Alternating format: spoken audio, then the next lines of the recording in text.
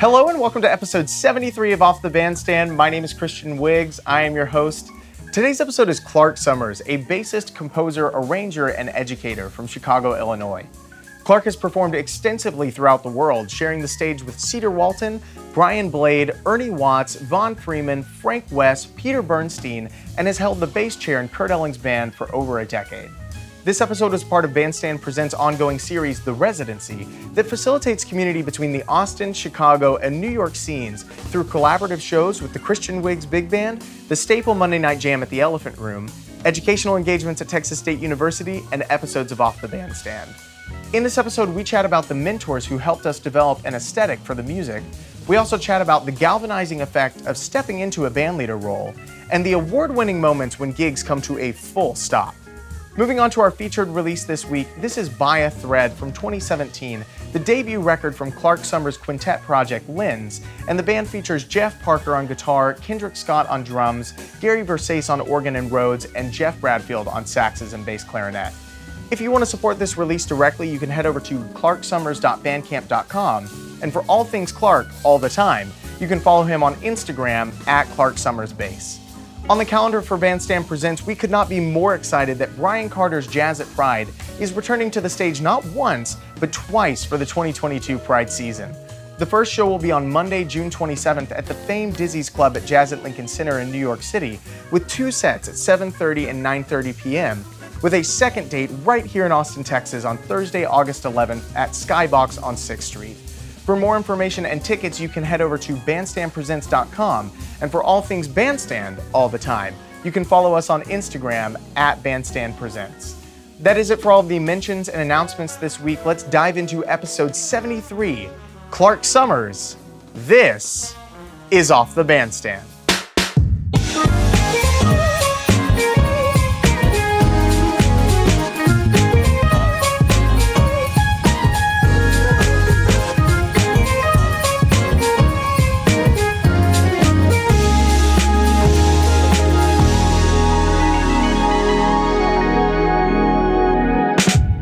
Man, okay, so on the topic of the idea of whenever we're not on stage, we kind of want to be in reclusive environments. Whenever you are traveling all over the world, there's all these opportunities to see these different places.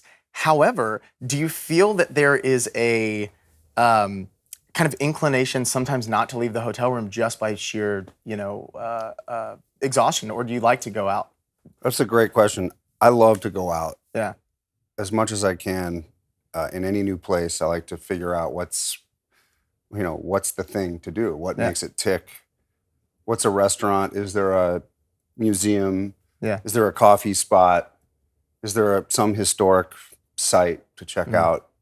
Is there a cool, walking area along a river or canal? Sure. So I really appreciate that part of travel. Yeah. Where do you source that? Do you ask locals or like maybe musician friends who have been through before? Both. I try to do some research before I get out on the road, and I try to do some investigating into the locations that we're visiting. Yeah. So I try to make a list of spots in each town. What's the best herring bar, in Copenhagen, What is the best herring I can't remember bar the name, but I've been to one that I really liked, and I'm gonna crudely cut it in. I can't remember, but yeah. There's a bunch of canals and they're lined with these herring bars. It's so much fun to sit out there, and you can have herring 10 different ways. It's really great. I love it. Man, I could have just moved on, but I have to ask because I don't know what herring is. What is herring? It's pickled. It's like fish. Sure. And they can pickle it. You can do it with sour cream and chives and onion, and you can do it. You can just kind of dress it up with all these different ingredients. It's kind of a rather insipid fish on its own. So you put all this stuff with it.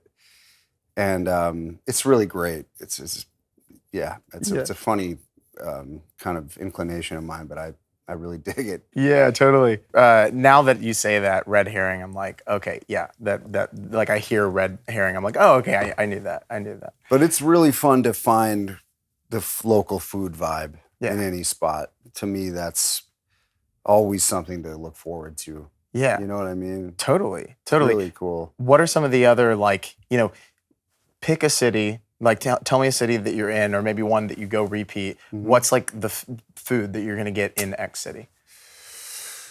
Let's see. Well, the herring is one of them, but I love getting Indian food in London. Okay. Seemingly really endless, high quality Indian food restaurants in London, as well as Chinese food.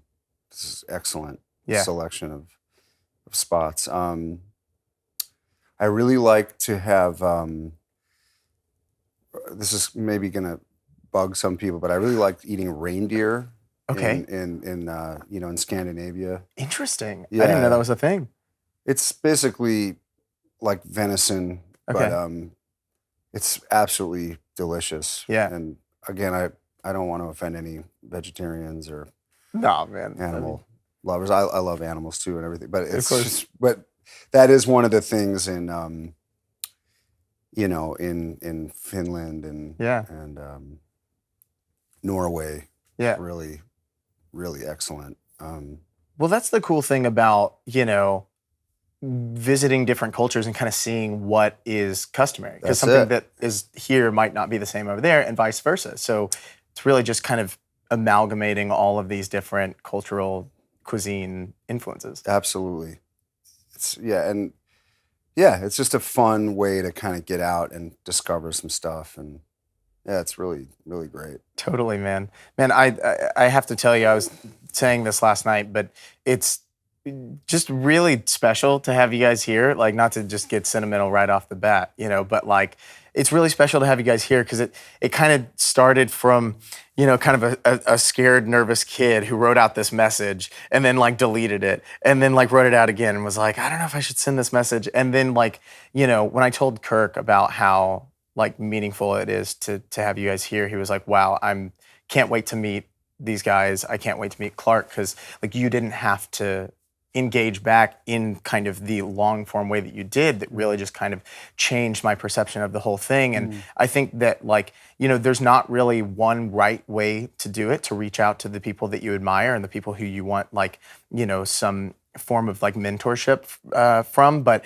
I think that it is great to hear the differences in how people approach that is conducive to building relationships. So can you think back of, the earliest time when you were getting into the scene, like some of the mentors that like you reached out to and kind of how you approached fostering that relationship? I was very lucky in that I grew up in Chicago and there were a lot of very generous musicians that were very established. And I think they could sense that I was earnest about the music and earnest about growing and learning. And I think that people respond to that. If we're talking about what you just kind of mentioned, your approach in reaching out to me, I felt like, well, this person is serious and I'm going to treat it that way. And I'm going to be honest and respectful because this person clearly wants to grow and learn. And so I do feel like that was really a staple in the scene in Chicago. There were so many older musicians that were so eager to lend a helping hand and to say, come on over here, let me show you what you did that you can do better next time. And I just got really lucky. I mean, I could mention some people, early on that were really influential for me. Jim Kamak was a bass player. Kelly Sill, Von Freeman, of course, was a mentor to almost anybody who spent any time with him. And he was just an incredible spirit and generous and encouraging and honest in all the right ways, you know. And you know, other people in town, you know, that just really went out of their way to make me feel welcome and comfortable, and yeah, I just feel like I couldn't have done any of it without them. You know, some of them are on this trip. You know, right now. I mean, I met George Fludas in 1996. I was 19 years old, and he was already a seasoned veteran basically by then. You know, having played with everybody, and just couldn't have been more encouraging. And you know, it's one of the reasons that he's here right now. You know, Dana Hall was obviously the same kind of thing. I met him, and you know, I wasn't necessarily ready to be on the bandstand. I mean, I guess I was there, but I wasn't what they were. Sure. And they gently recognized that, but they also recognized that I was going somewhere with it, that they could see around the corner for me in a way that I couldn't even. Yeah, right. You know? And so, you know, there were other people. Ron Perrillo was another very instrumental local pianist in Chicago that really helped me, and helped me develop an aesthetic for the music and for how I thought I wanted to play music and present music, and to convey a certain kind of elemental sort of component of the music that was more than the sum of its craft. You know what I mean? Something more ineffable, which is kind of hard to talk about because it's not something you can completely put your finger on, you know. But you know, Bobby Broom was another incredible and is still very active in Chicago musician, and Dennis Carroll, you know. So I felt very lucky, and so I just feel like it's an important part of, you know, paying it forward. You know, when you've gotten that, you do feel a sense of completing the circle when you can give a little bit of that in some way to the next person that is expressing an earnestness about what they're trying to do. Totally. And, you know, music and art they're specific to the individual. You know, it's a kind of journey, and journey of self-discovery and sort of, you know, blossoming that everybody does differently, you know. And so I really appreciate that part of it, and I appreciate sort of the exchange of energy, you know, with people that have been through it, that have done it, and with people that are trying to do it. You know? Right. So it's important that we keep those channels of information and energy open and accessible. Right. You know. I was talking to you know, Marcos Varela about something that is, you know, not exactly a 1-to-1 ratio to that, but well, actually, I shouldn't preface like that. He was just saying that, you know, we really need to kind of fight to keep the mentor-mentee relationship alive. You know, where you know, like the people that we revere would bring their like proteges, their students out on the stand and be able to like teach them in a very tangible way that is communicating, like learning a lesson that is intangible. You know. Well said. Yeah. Thank you very much. It's hard. Yeah. It is hard to communicate it, for sure. And like you said, you know, that's, to go back to that, like what you had written, I remember, son Chris this morning, I think I've told you before, is like, when you sent that email, I was on the way to go do, you know, in between gigs, I would, you know, in the mornings go do some like manual labor work for this random guy, you know. And I remember on the way there, I'd stopped at like a Shipley's Donuts, and I got like my chocolate milk and my like donut holes or whatever. And I get back in the car and I get a buzz and I see it's like your email, and I just sat there and I read it like 4 times over, and was like 45 minutes late. And I was like, wow, I really need to re-examine the way in which I'm trying to think about this craft. And it wasn't like anything was vindictive in the email. It was stuff that I just took internally that I was like, oh, I think I'm used to being like, oh, on this phrase, you did this, maybe don't do that, maybe do this.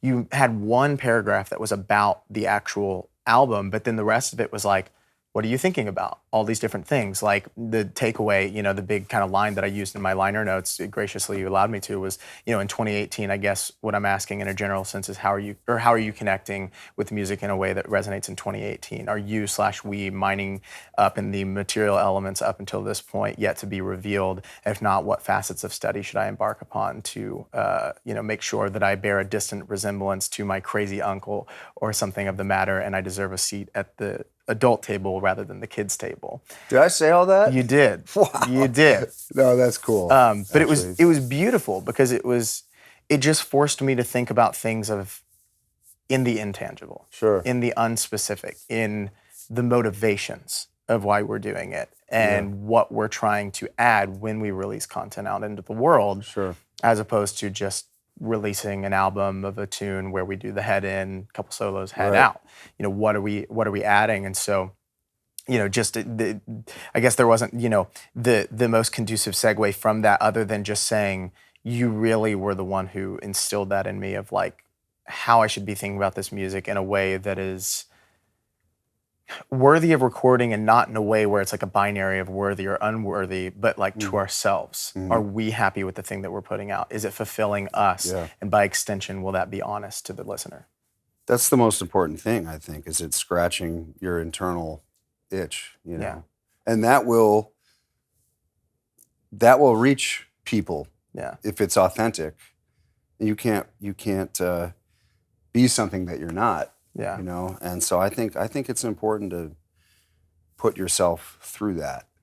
Put yourself through the rigor of examining how you relate to the material. Yeah.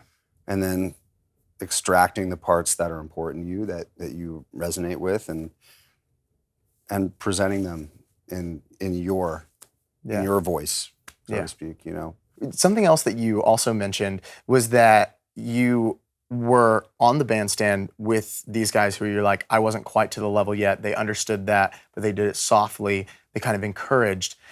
For me, whenever I'm on the stand, I, not in a way where I'm dragging, like kind of pulling everybody down, but I kind of intentionally want to be the not least talented, but the person with the most to learn on the bandstand. Because if not, then what else is there to facilitate growth?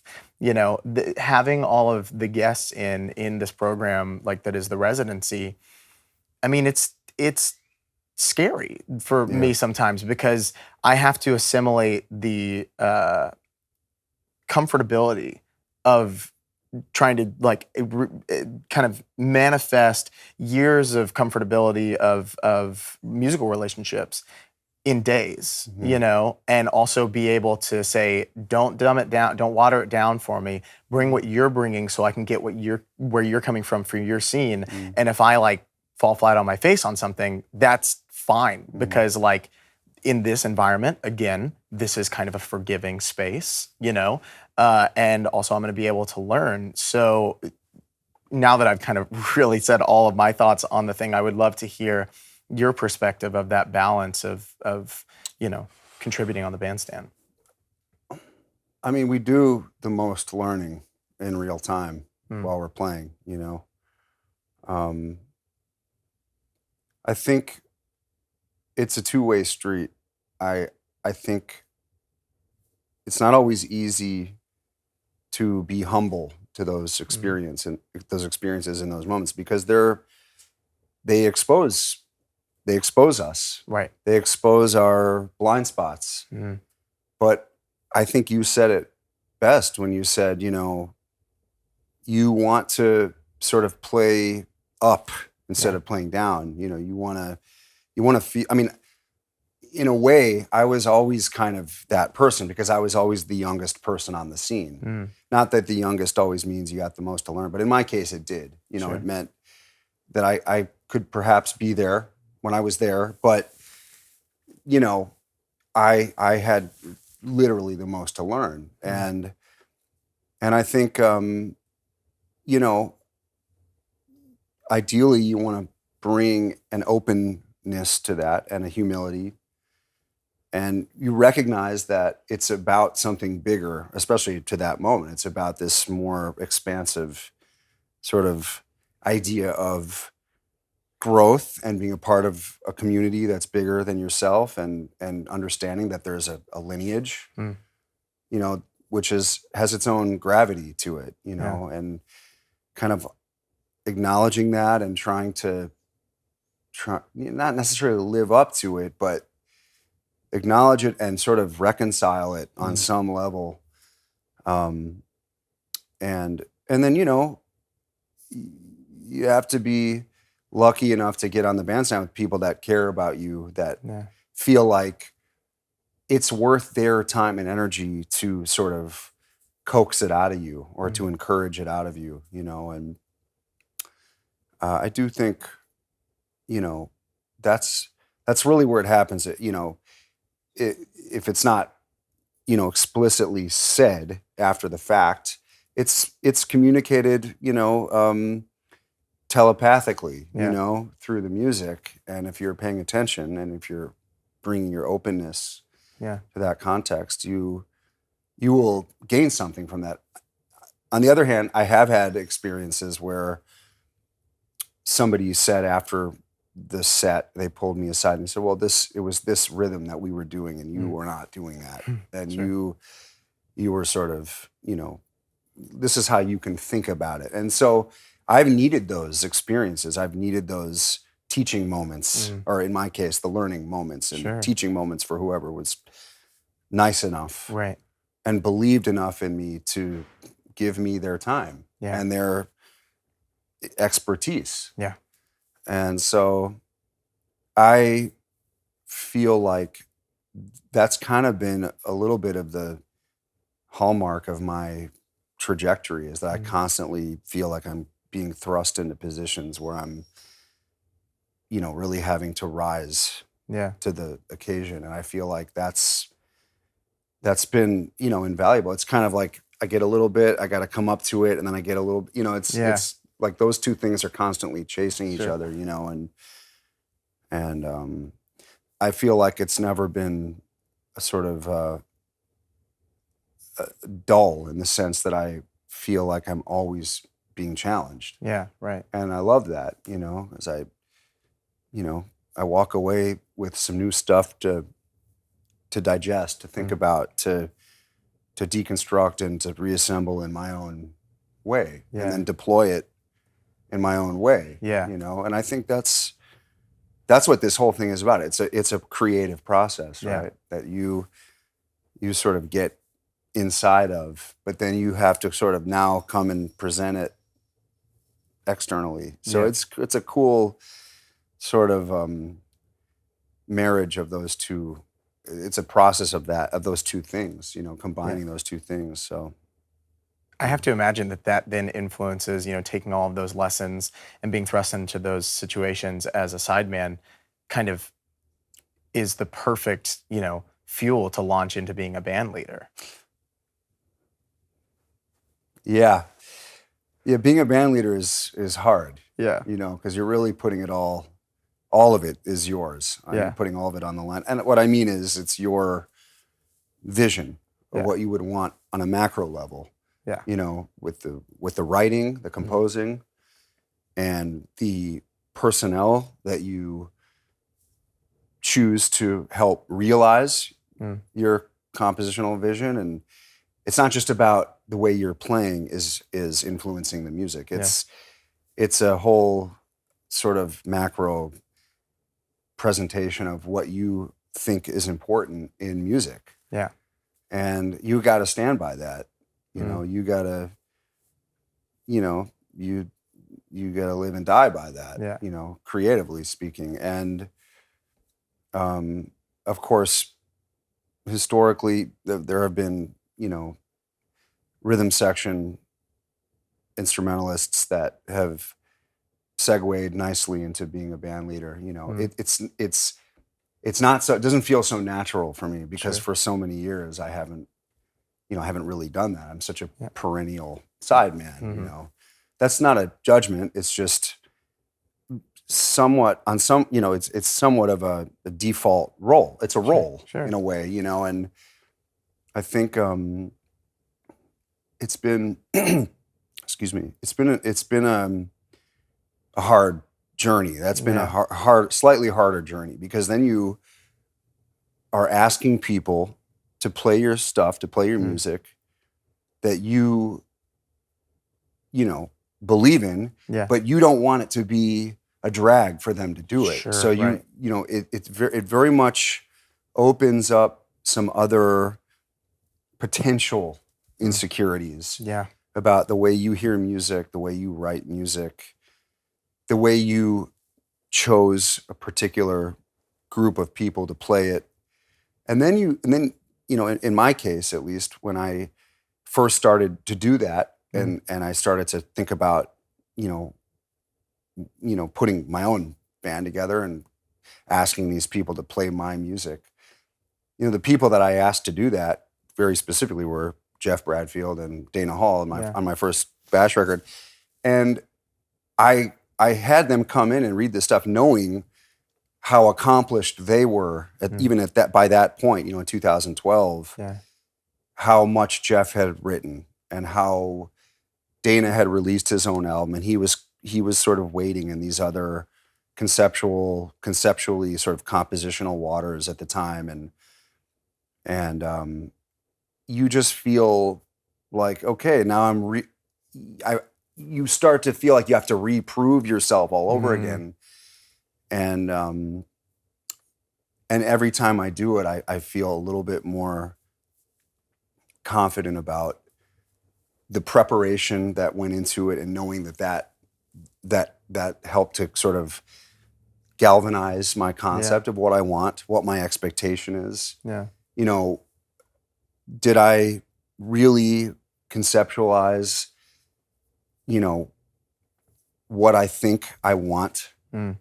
And did I leave enough space for them to comment on that musically? Did I leave enough space for them to be who they are, so they feel like they can contribute and be their own person, their own creative energy in that context? And every time I've done it, I feel like I know how to prepare better. Sure. What is too much? What is too little? How much direction do I need to specify? How much can I leave just unspoken and let their brilliance sort of figure it out? Totally. And leave it to that. Leave the mystery to those moments, and therefore, help it to sort of have that excitement, that extemporaneous feeling to it. Yeah. So it's a constant juggling act, and I think at the end of the day, you end up picking the people that you trust to sort of be, very generous with their brilliance and their time and their energy. And then to also have them bring their empathy from their experiences as leaders and composers. And then you're just laying it on the table. Right. And it's like, here it is. And that's a different level of vulnerability, I think. And I think every leader feels that, I would imagine, know. Yeah, I mean, you said vulnerability, and that was like the number one word that was going to come to my head, because it's also very,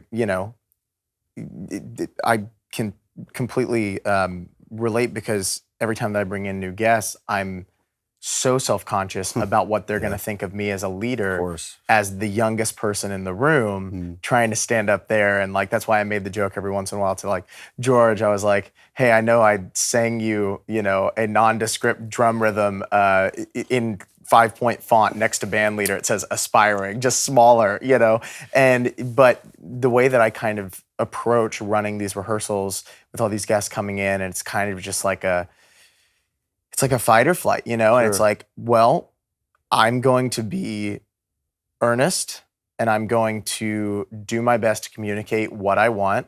And if there's anything that's not descript enough, or if there's anywhere where I'm falling short and somebody has to like pitch in and say, well, actually, I think this, or, well, that might not be the most conducive. I go, great, I just learned something new and I'll apply that to the next thing, but it's that vulnerability can be crushing, it can just make you feel like you're suffocating a little bit until you just kind of go, we're all learning and we've all been in a certain place.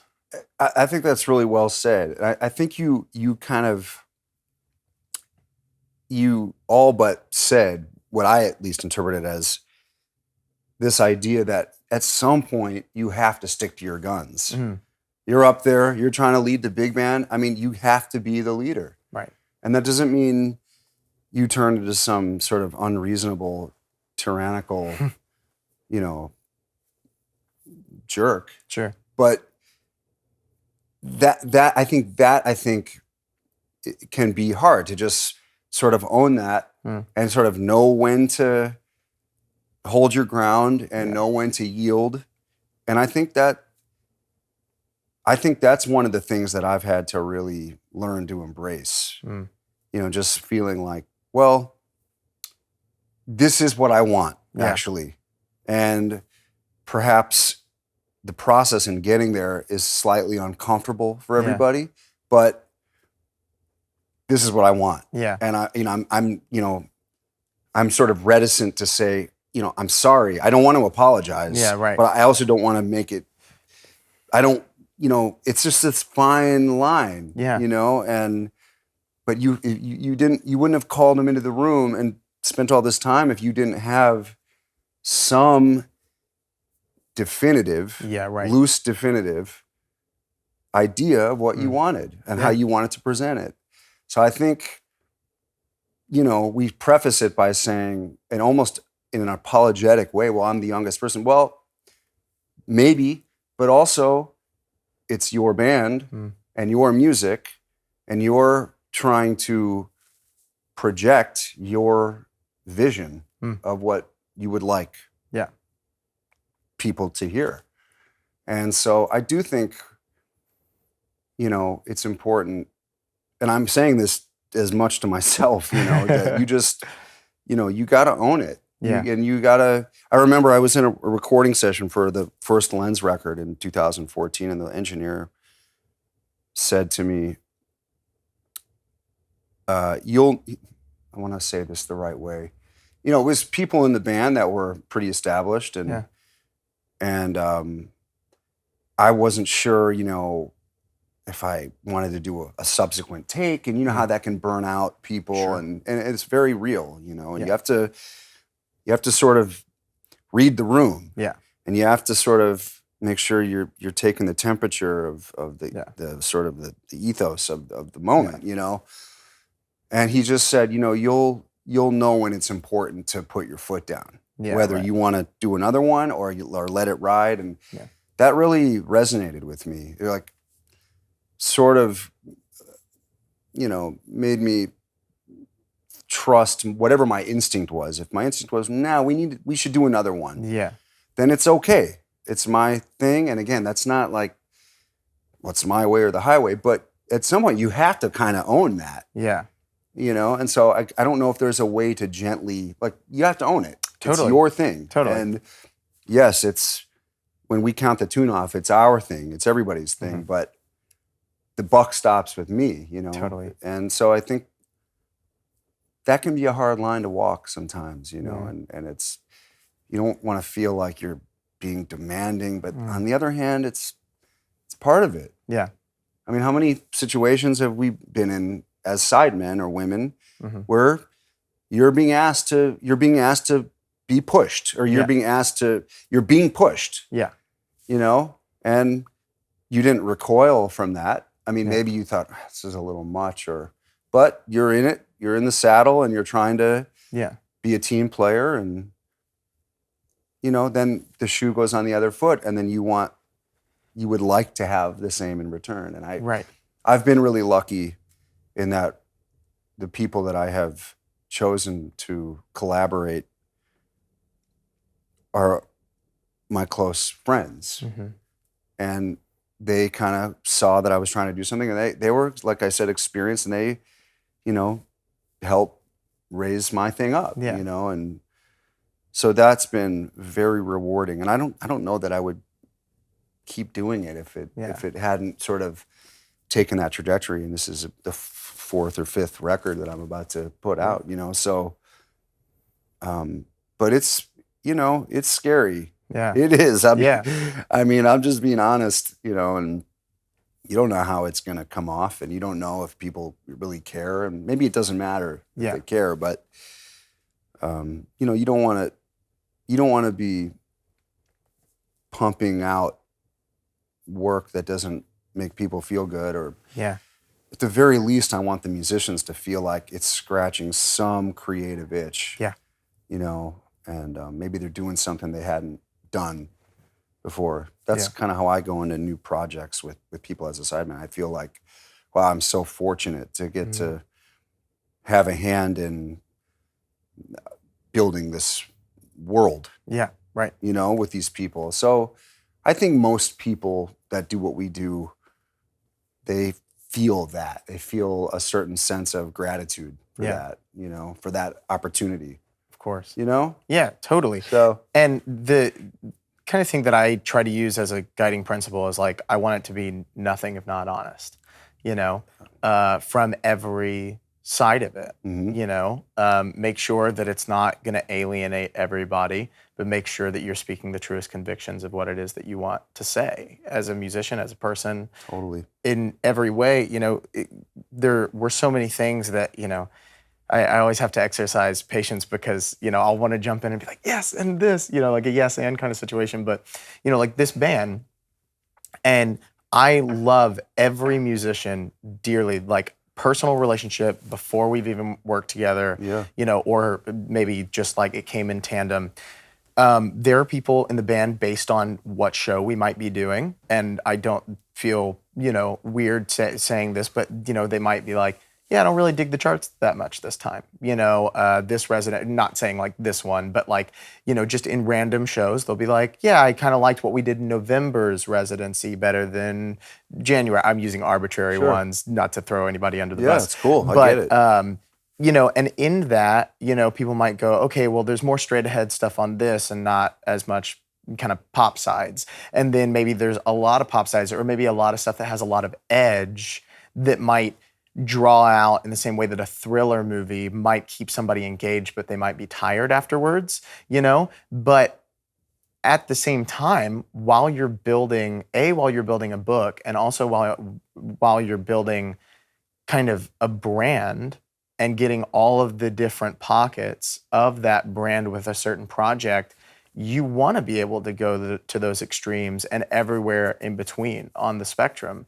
And what you were saying too about the musicians who you're having around you, you know, that speaks very much to the idea of like, okay, because I know you've worked with basically everybody on their own individual projects, and they've been on yours, whether it's Bash or Parts Unknown or Lens or whatever it is.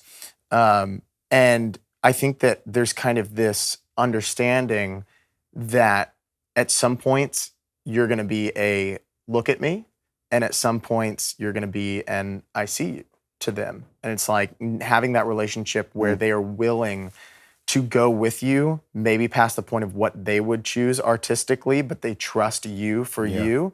And then at the same time, then whenever you are the sideman, you give them the same kind of latitude, so that way you can fully realize what it is that they're trying to say, so that way they're fulfilled. And ultimately, like, I mean, obviously there are extremes of this, but like, if you're fulfilled as the band leader with seeing your vision come to life, there is going to be some percentage, hopefully a large one, that comes to fulfillment of the people who are backing it up, because they've been able to create something that was authentic in the vision of the band leader. And I think that's really beautiful. And, you know, what was it, the filmmaker, I hope I'm getting it right, Elia Kazan once said, you do whatever it takes to get the shot. And whenever you were saying this idea of, you know, you don't want to be tyrannical, of course, you know, that statement can kind of, you know, get to be in that area where it maybe allows some sort of affirmation of going maybe to a tyrannical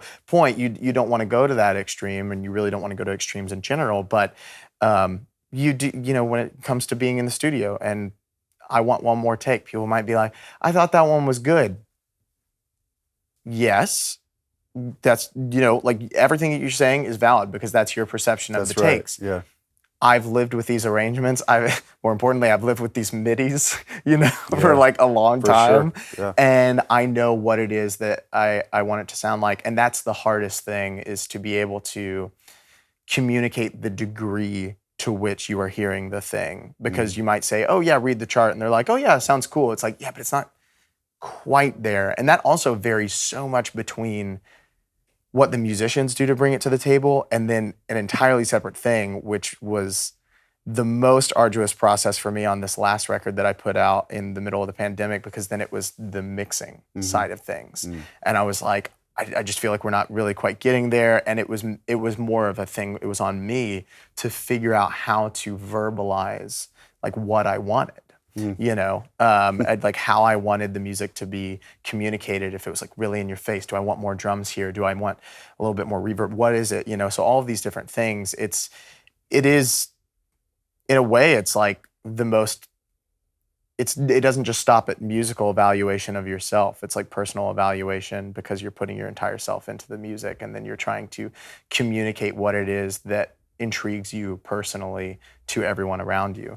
I kind of just went on like a big tangent with that, but it's just everything that you're talking about with like making records and just being a band leader resonates so strongly with me, especially as I'm trying to find that footing. So yeah, it's beautiful, beautiful sentiments on the From a Thread record, man. God, it's just so good. I've been listening to it for years, and I'm so glad that I was able to listen to the preview of the new Lens record. Man, what is it that it always intrigues me talking to people who, like instrumentalists that don't have the added narrative kind of explanation of lyrics.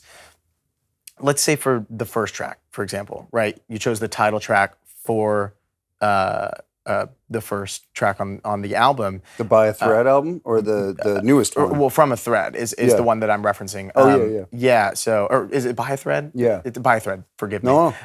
What's a preposition? Yeah, it's fine. Crudely edited in. It's all good.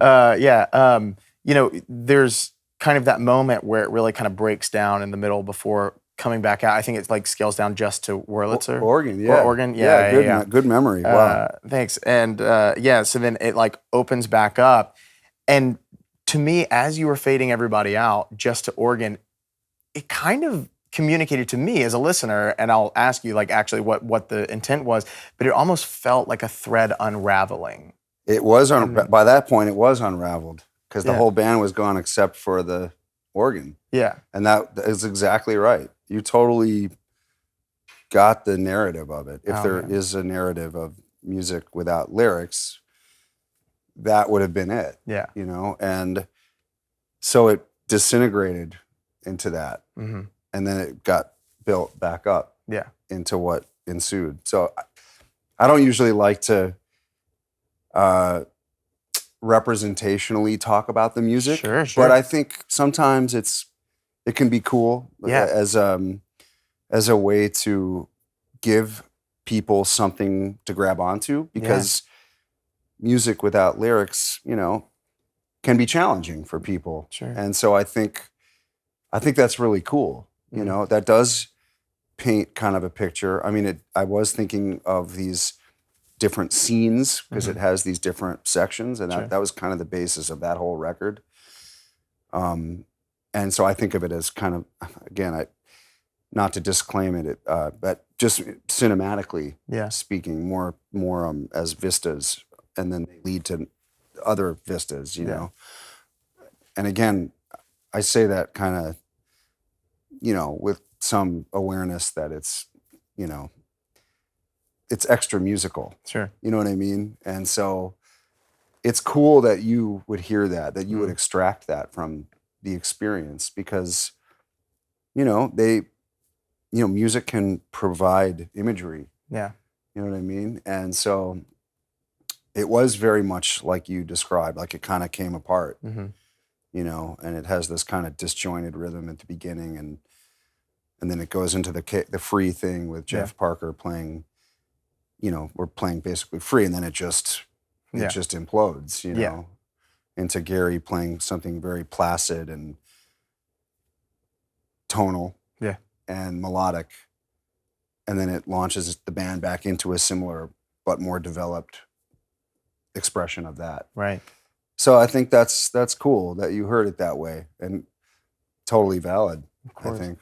Oh man. Well, the idea of intertwine kind of has a continuity with the idea of thread. Was that a conscious decision when thinking of titles to kind of have this idea of continuity between the two records? Definitely. Absolutely. Amazing. And I wanted to write all of the music from the standpoint of how the two horns Mm-hmm. are working together and off of each other. Yeah. And just how that, for me, again, represented this feeling of being, connected and intertwined. And it was written during the pandemic and just feeling disconnected from people. And so I tried to sort of think about how I could write for two horns that didn't always simultaneously play together, because there's it's mostly counterpoint. And again, I feel funny hearing my own voice talk about those components of the music, but that's what the inner process is kind of doing while you're trying to figure it out, while you're trying to figure out how to write it and why you're writing it in certain ways, why you're making certain choices. And is that musical expression a manifestation? Is it as close as the manifestation of my mental image, as I can make it? Right. And so I guess, we have to put words to things. Music is not about words, but, there's a cognitive dissonance there. We have to talk about it. So if I'm talking about it, I guess that's what I would say about it, and I don't typically think of my own music as having a narrative sort of subtext, as it were, because I think a lot of music has gone there today, and that's cool, and people have stories to tell, of course.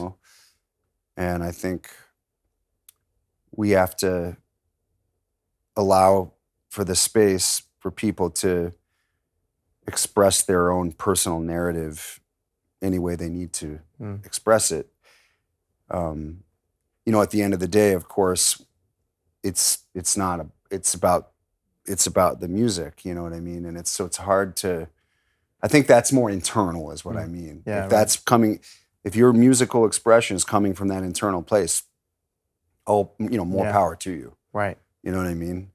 I find it hard for my own connection with the music. Sure. It's more about, ineffable aspects of what this whole experience is, and so, I definitely wanted to see what I could hear with writing counterpoint, more like two lines that are not always the same, that are coexisting, more like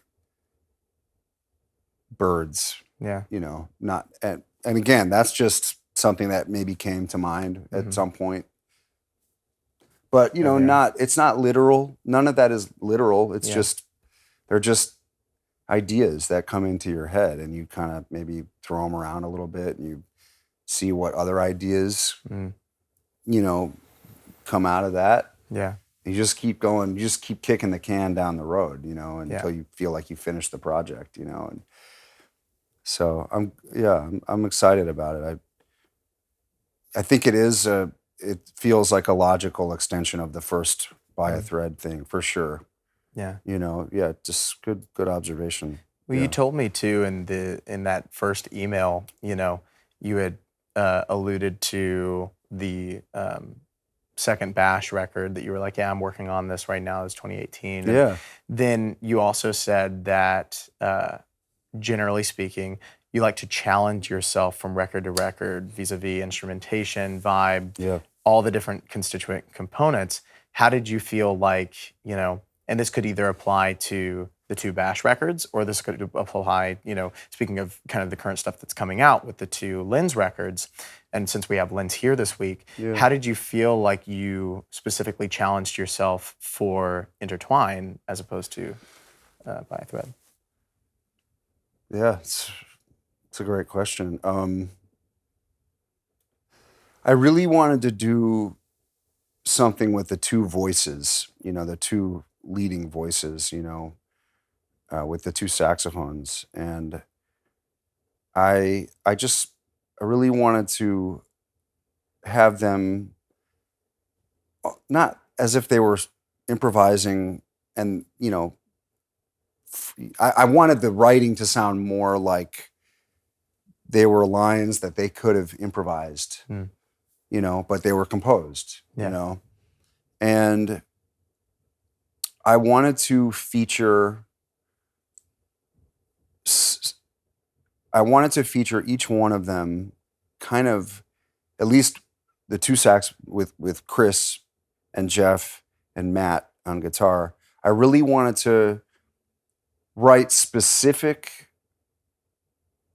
spaces in the music for each one of them individually, where I really thought, okay, this is where the guitar is going to do something with the drums and the bass that will be pretty starkly different and yet connected either through a chunk of the chord progression or some rhythmic,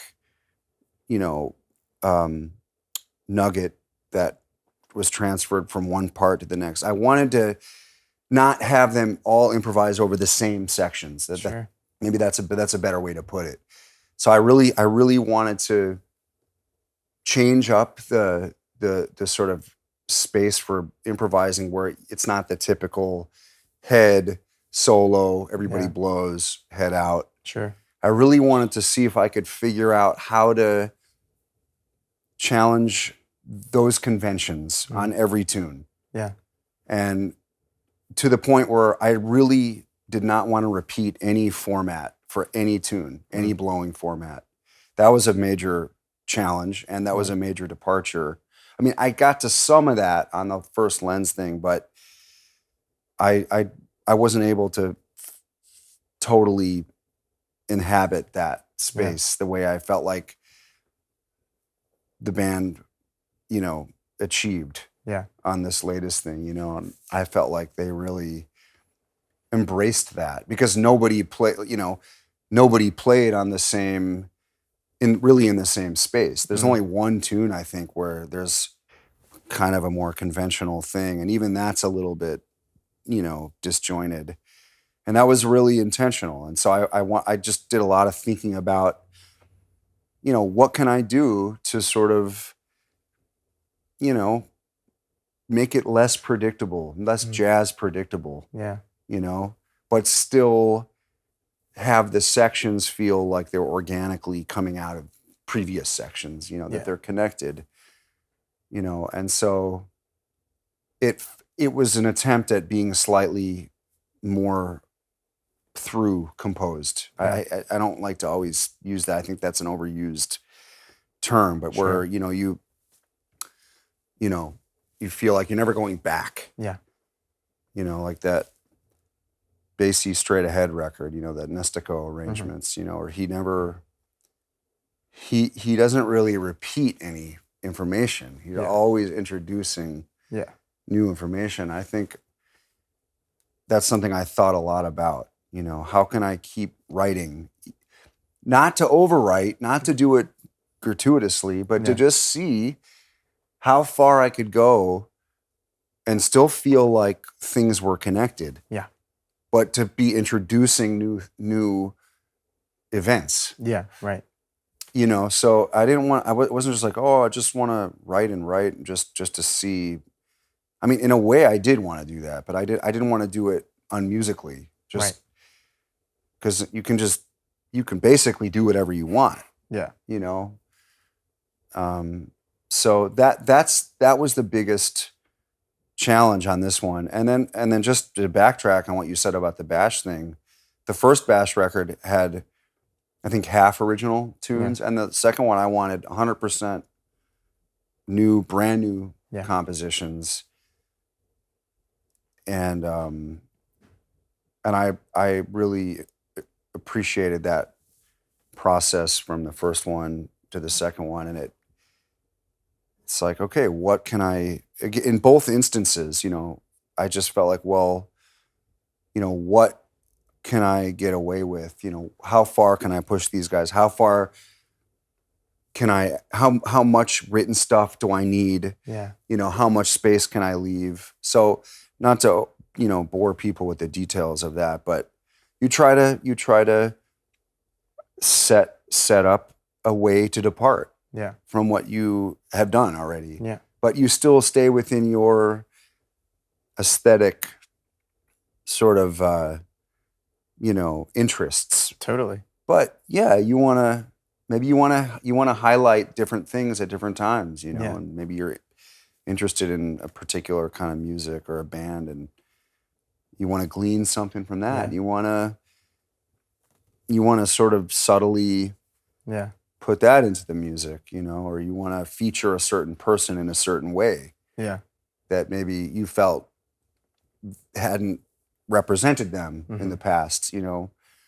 I really wanted to get Geof and Chris together in one band, and I just think they're so amazing and versatile and uniquely different. Even though they're playing the same instruments, I really wanted to see how that would work and if it would be redundant in any way, in terms of, well, now it's Geof playing, now it's Chris. Does it matter? Could it just be one person? And as it turns out, no, they're so wildly different, and they activated different tendencies in me and in the way that Dana and I played together. And then throwing Matt's thing in there was a completely different thing. Like he brought this pastoral thing that made us fill the space differently. So I really, it starts with the music, right? But then you get the personnel in there and you're like, well, this isn't what I imagine. I mean, it's better than I imagined. Right.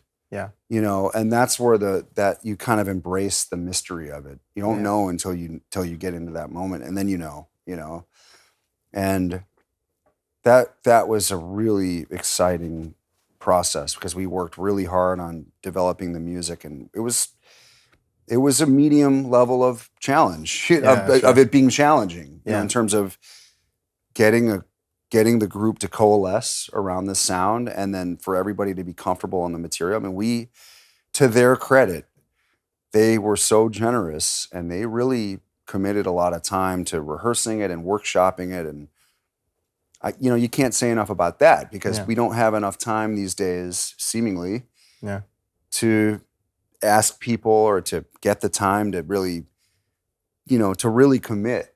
Yeah. Right. And to commit to really learning the music and sort of, inhabiting the space and getting comfortable. We don't get to tour like we used to, so you don't get the chance to work on this stuff every night anymore. Yeah.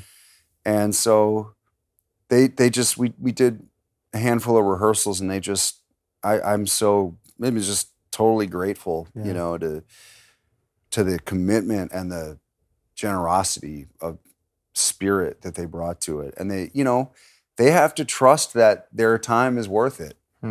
It's an ask. It's a big ask, And so I'm just so excited about how the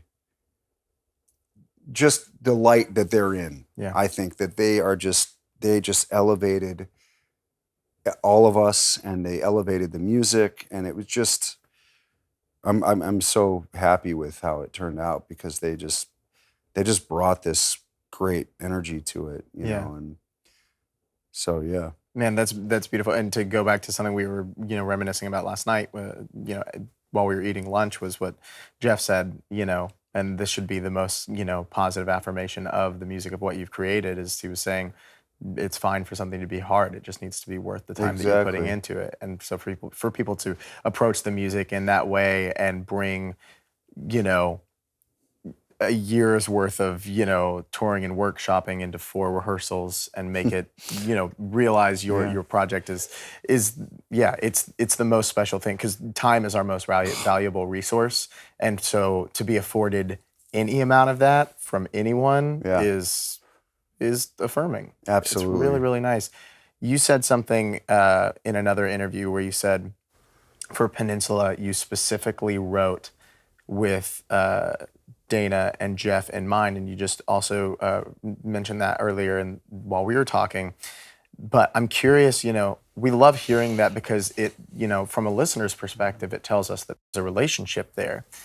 And then, this might not be for all casual listeners necessarily. And I know you said you don't necessarily like to touch on the music itself and over-explain it, let it speak for itself. But can you pinpoint any specific characteristics about each one of those two? And then also now on the Lens record, same people, just expanded with Chris and Matt, specific characteristics about any of them that you were like, that's what I want to highlight, and that's why I wrote this specific solo section for you.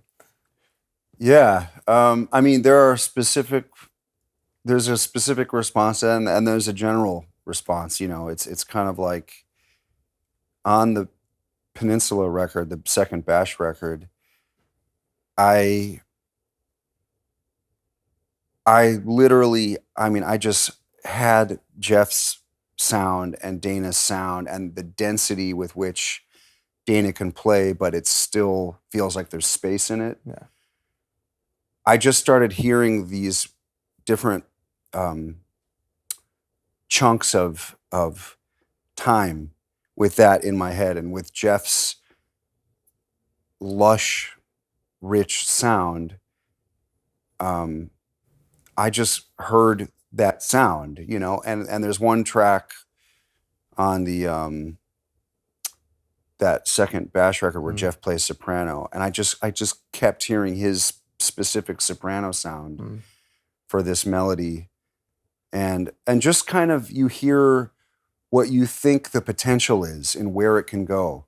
If I write this melody and then I think about what kind of groove can a person sort of affect, that's how I was thinking about every piece with Dana. Yeah. How would his tendencies, how would his characteristics come through the choices that I made? And if I made a choice and I went back and I didn't think that it would illuminate a particular characteristic in Dana's playing, I wrote it out of the music. Wow. I undid it. I edited it. Yeah. Same with Geof, And I thought, well, I know what Geof's influences are on the saxophone.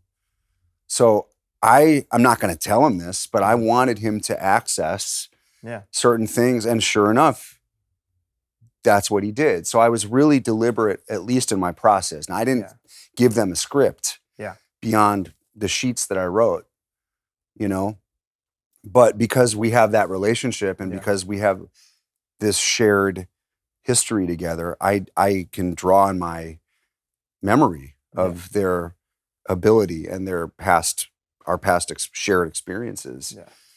And with Chris and Matt on the latest Lens Intertwine record,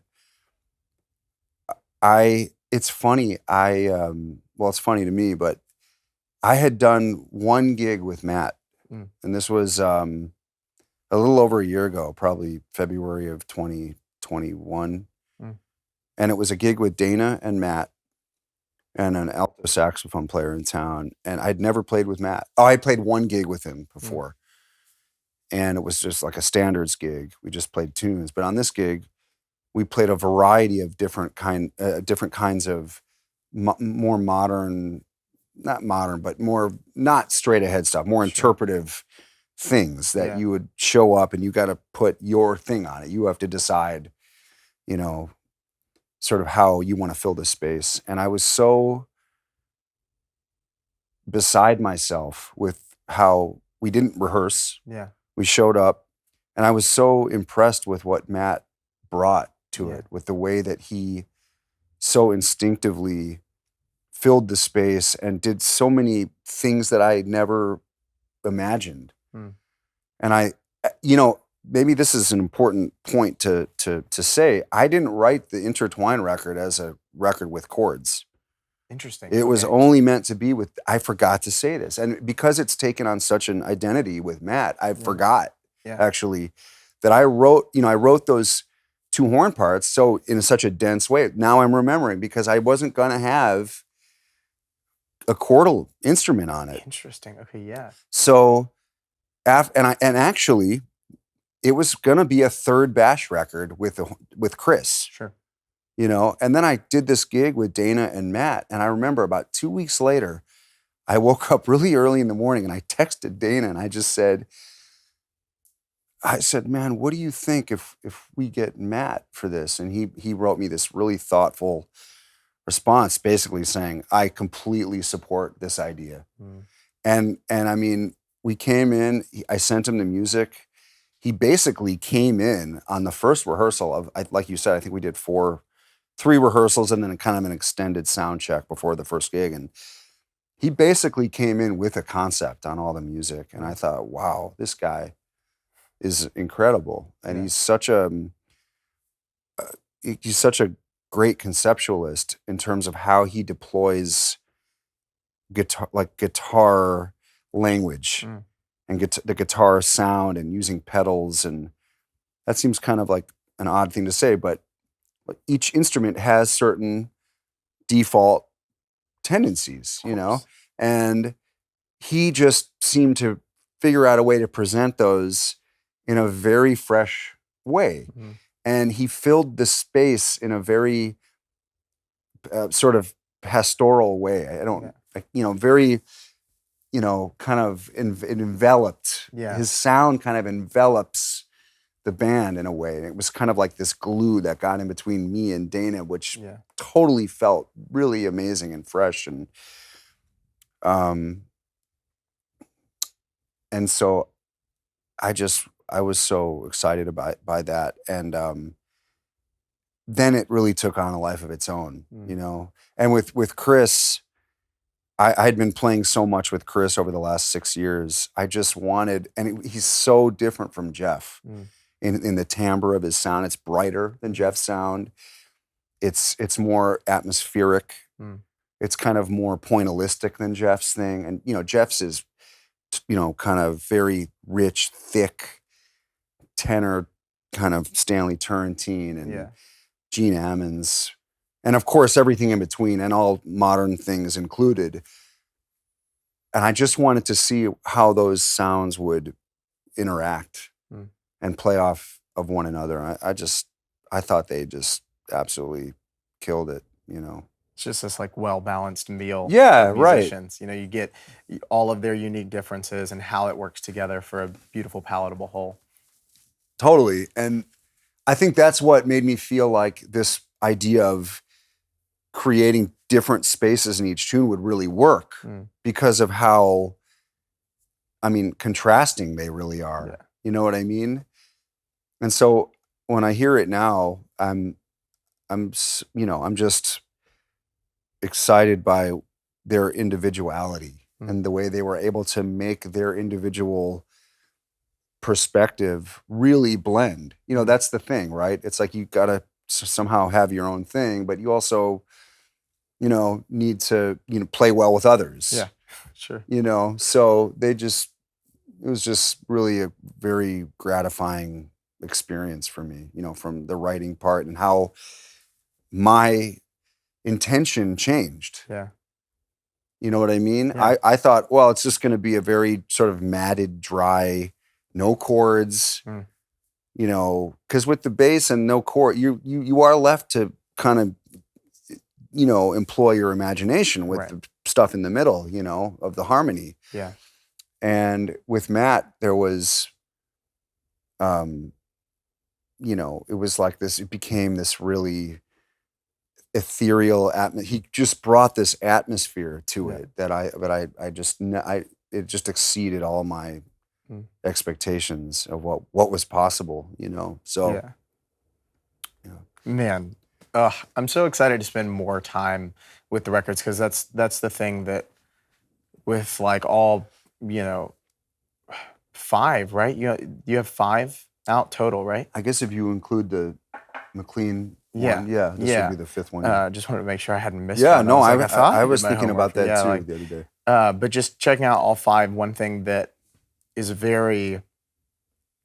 I've noticed very clearly is that every time I listen to it, I'm getting something more out of it. It's not like, all right, you listen to it, washes over you, okay, you've heard it. It's like the more time that you spend with it, the more that you're able, and I think it's because it's dense, but it's not dense in a sense that it's unmanageable. It's just like, oh great, like this is like it's like a movie that has a twist in the end, and then you go back and you keep watching it because then you pick up on all the nuances that were hinting at the twist. But then, I'm like thinking Sixth Sense, That's and cool. like all that kind of thing. Sure. And so, it's really nice to go back and listen to all of them and hear how your ear is picking up on different things as it keeps going by. So all that to say, especially now, and that's why I love asking these things, because then, when I can hear it from the person who orchestrated the whole thing, whether it's actually orchestrate or just orchestrating in the general sense of getting everybody together,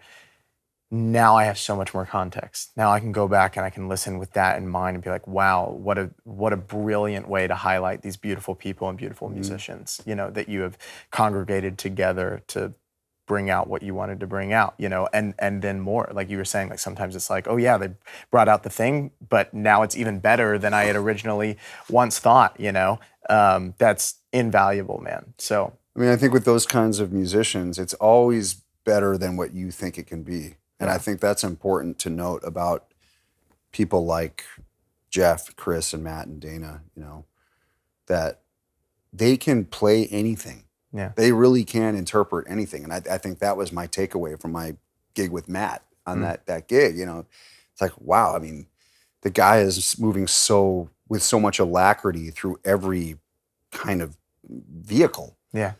And I just feel that way about all of those guys. And I feel like, okay, well then it's really on me and maybe the limitations of my imagination to provide different kinds of frameworks for them to operate within. Right. You know what I mean? Yeah, totally. So, and I think that's the real challenge or kind of the challenge and the sort of the joy of composing. Yeah.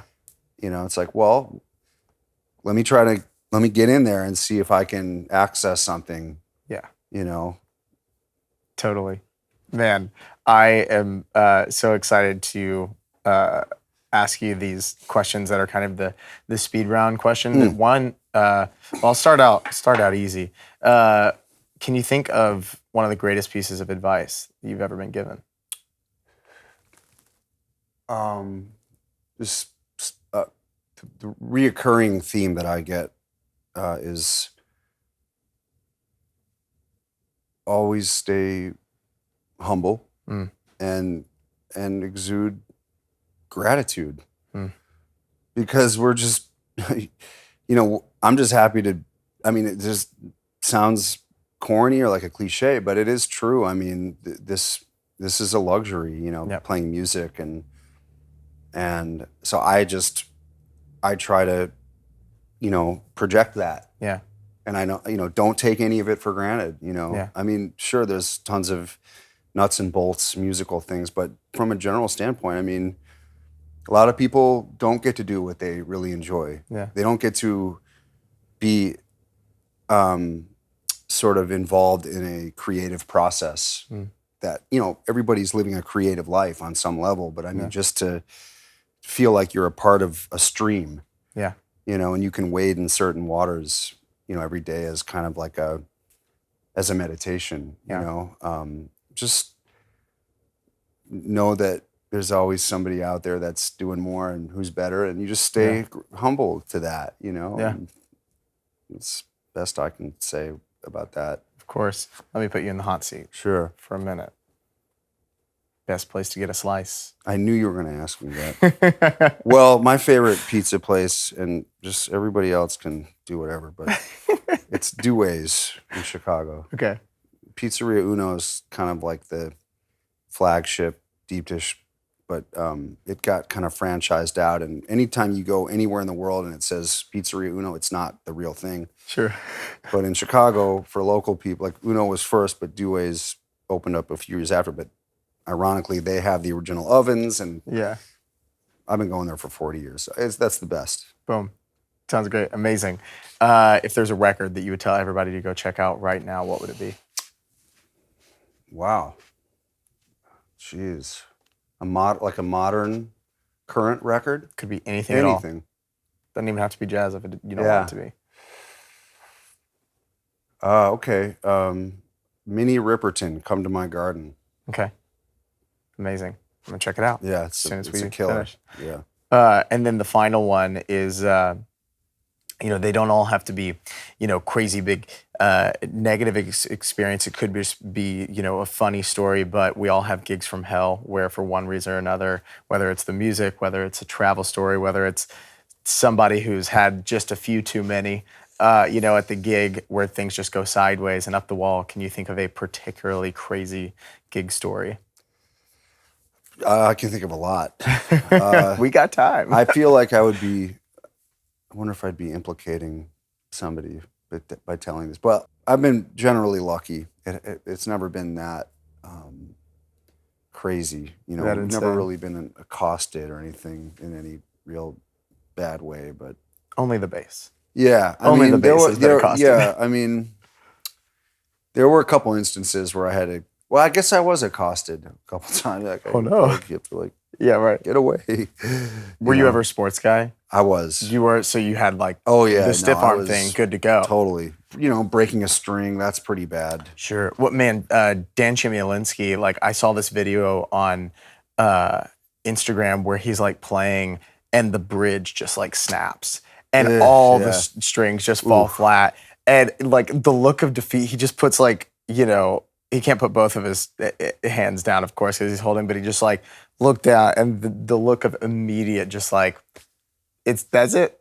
Nothing else you could do. One that just came to mind. We were on the road with Kurt and Geof Watts was playing drums, and the pickup fell off the bass, and it doesn't seem like it'd be a big deal. Sure, but if you've ever been on stage when Geof Watts is playing the drums, and Kurt is singing at full volume, and there's organ and guitar, and it's okay, I gotta play the rest of the show. Yeah. Okay, that's just what it is. You just have to eat it now. Well, yeah, but you just have to dig in so much more. So absolutely, that's a great story. It happened one other time on an outdoor festival. The same thing happened. It's okay. Yeah, right. What do you do? On an outdoor festival too, Yeah. you don't even get the added benefit of it reverberating in the room. It's just out into the ethos. Yeah, but those are kind of, every instrumentalist has some version of that, but. Well, Clark, I can't tell you, man. It is just from all the different moments.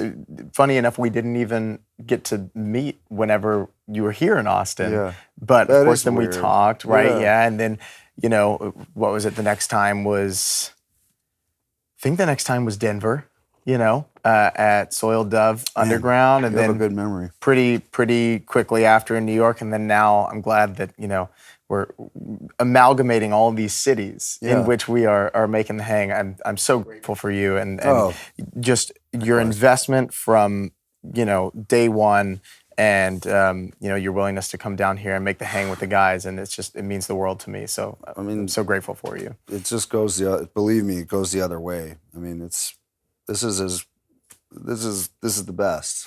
It really is, and so we just got nothing but gratitude for what you're doing here and the way you're bringing some attention to this community and following through. Yeah.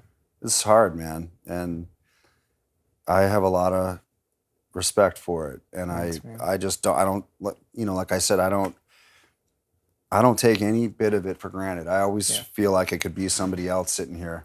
Yeah, right. For every gig I've ever had, I've always felt that. Yeah. It's I worked really hard and stuff, but a lot of people have worked really hard, and so I don't feel any sense of entitlement, and I just feel like, wow, if somebody digs even a little bit of what I'm doing and they want to privilege that for a week or showcase it, then man, I got nothing but you know, total just gratitude, and we're just thrilled to be here. Yeah. It's just the way it is. So you got to deal with that. Yeah.